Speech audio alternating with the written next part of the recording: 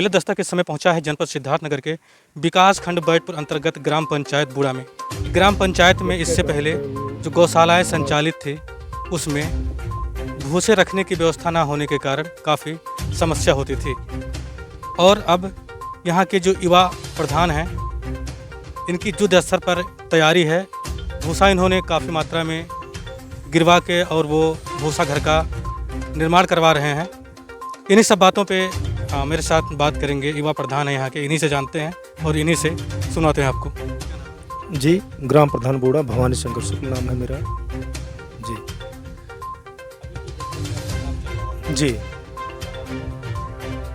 भूसा यहाँ पे 53 टाली बना है हमारे पास।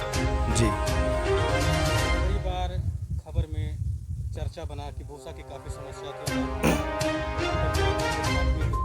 जी जी वहाँ पे भूसा स्टोर किया जाता था। सर जी, ऐसा बात है। कैसे आपको निजात मिलेगा कि भूसा कहाँ रखेंगे? जैसे हम भूसा का निर्माण करवा रहे हैं, गौशाला के बगल में भूसा का निर्माण करा रहे हैं, और इसके पहले पूर्व माध्यमिक विद्यालय बूढ़ा के बगल में एक कक्ष था, उसमें हम भूसा रखते थे। लेकिन वो 12 बाई 12 का रूम था, तो उसमें जो भूसा आता था उसको हम उसमें भरते थे।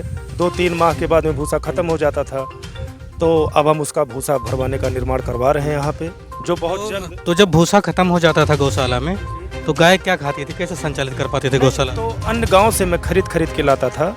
हाँ, जो दुकानें हैं वहाँ से लाता था, नौगढ़ से लाते थे भूसा। हाँ, हमारे पास स्टॉक नहीं रहता था भूसे का।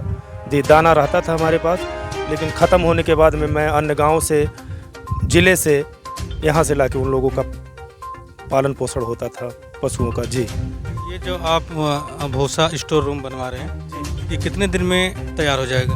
मैं इसको बता रहा हूँ कि आज शनिवार है, लगभग 10 दिन के अंदर इसको हम तैयार कर ले जाएंगे। आपका कार्यकाल कितना हुआ होगा अभी, कितने दिन? मेरा कार्यकाल तो ये 2 वर्ष पूरा होने वाला है। तो ऐसी क्या वजह रही कि भूसा घर नहीं, ऐसा कोई वजह नहीं। वजह तो था, विद्यालय में रखा जाता था। कई बार हम कोशिश किए कि हमारे यहाँ भूसा घर हो जाए ताकि पशुओं का निजात हो सके, उनको टाइम से चारा ना घटे कभी।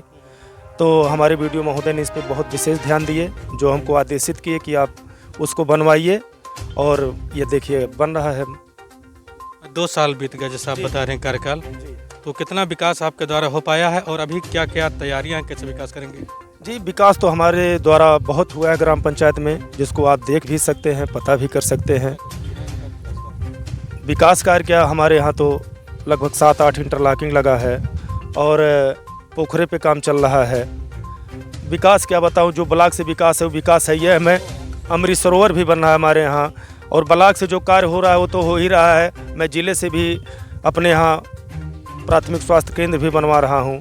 हाँ, यही हमारा विकास है 2 साल के अंदर का। अभी आप चर्चा कर रहे थे जी जी, अलग हम करेंगे जनपद नहीं, बिल्कुल अलग करेंगे। मैं ये चाहता हूँ कि हमारे यहाँ अगर गौशाला है, लोग इससे बहुत प्रभावित नहीं होते हैं, लेकिन मैं कोशिश करूँगा कि पूरे ज़िले में हमारे गौशाला का नाम हो, और ऐसा मैं करके इसको 1 माह के अंदर दिखाऊँगा। यही आपसे बता रहे हैं। तो क्या कुछ करेंगे, क्या दूसरे गौशालाओं से क्या कुछ खास रहेगा आपके गौशाला में? क्या हमारे यहाँ गौशाला में 10 पंखा मैं लगवा रहा हूँ, स्ट्रीट लाइट लगवा रहा हूँ चारों कोन पे। हमारे यहाँ लगभग 6 वर्ष हो गया इसको बने हुए, लाइट की व्यवस्था नहीं था। जो भी हम पिछले सप्ताह में लाइट लगवाए हैं, मोटर लगवाए हैं, और 3 रूम इसमें बना है। एक उन लोगों को चारा खाने के लिए बना है, 2 रूम बैठने के लिए बना है। सारे में लाइट लग चुका है, पंखा लग चुका है। बाकी मच्छर का भी व्यवस्था हम अपने तरीके से हर माह, हर हफ्ते करवाता रहता हूँ। हाँ, दवा का छिड़काव। अब 57 पशु थे हमारे यहाँ। जी हाँ हाँ, है 57। रहते तो 72-73 है, 57 का 47 का जियो टैगिंग होता है, जो हमको पेमेंट उसी का होता है।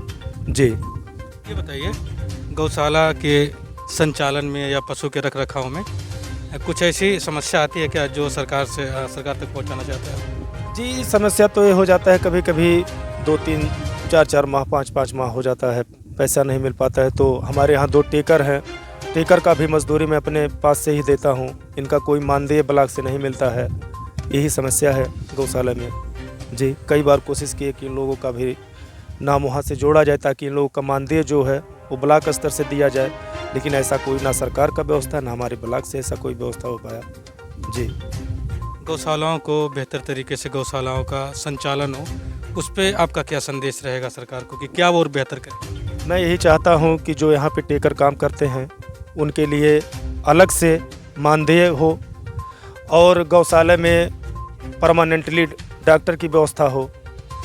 हरे चारे का यहाँ पे व्यवस्था नहीं है, कहीं पर भी गौशाले का वहाँ पे हरे चारे का व्यवस्था हो, जिससे पशुओं का स्वास्थ्य ठीक रहे और उनको खाने में भी अच्छा रहे। यही चाहता हूँ मैं सरकार से, अपने ज़िले के सारे उच्च अधिकारियों से। जी, हरे चारे की व्यवस्था क्यों नहीं हो पाती है, कैसे हो पाएगा? आपका क्या कह रहा है प्रेजेंट ऑफ माइंड कि क्या कुछ किया जाए कि हरे चारे की व्यवस्था? जैसे हमारे यहाँ गौचारा है 3 बीघे का, लेकिन वो सब गड्ढे में है, इसलिए गौचारे का व्यवस्था तो हम कर नहीं पाते हैं। यही समस्या हमारे यहाँ, लेकिन दाना हमारे यहाँ स्टॉक में रहता है हमेशा। तो जैसा कि आप बता रहे 3 बीघा गड्ढा है, तो उसको कैसे आप बेहतर बना के चारा उगा सकते हैं? आप क्या करना पड़ेगा इसके लिए? अब उसके लिए हमको करना होगा कि उस पर हम मिट्टी डलवाएंगे। मिट्टी डलवाने के बाद में जब वो खेत नुमा हो जाएगा, बराबर हो जाएगा, तब हम उसमें गौ चारे का व्यवस्था कर पाएंगे। जी, तो ये हमारे साथ अभी बात कर रहे थे भवानी शंकर, जो बूड़ा के ग्राम प्रधान हैं, युवा प्रधान हैं, और इनकी सोच है कि कुछ जनपद में ग्राम पंचायतों के विकास के लिए कुछ अलग करने का। और फिर हम मिलेंगे इनसे कुछ महीने बाद और दिखाएंगे इनके गांव में विकास कितना हुआ है और कितना अभी बाकी है। तब तक के लिए नमस्कार।